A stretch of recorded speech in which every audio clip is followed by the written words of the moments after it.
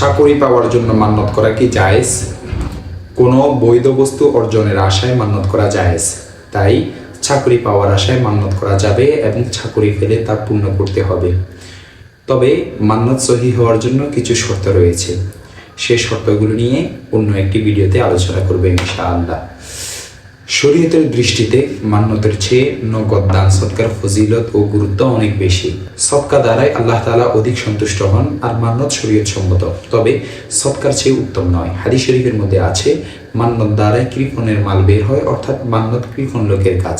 আবু হুরায়রা রাদিয়াল্লাহু তাআলা আনহু থেকে বর্ণিত, নবী করিম সাল্লাল্লাহু আলাইহি ওয়াসাল্লাম ইরশাদ করেছেন, মান্যত এমন কোনো কিছুকে আদম সন্তানের নিকটবর্তী করে দিতে পারে না যা আল্লাহ তাআলা তার জন্য তাকদীরে নির্দিষ্ট করেননি। তবে মান্যত কখনো তাকদীরের সাথে মিলে যায়, এর মাধ্যমে কৃপণের নিকট হতে ওই সম্পদ বের করে নিয়ে আসা হয় যা কৃপণ এমনিতে বের করতে চায় না।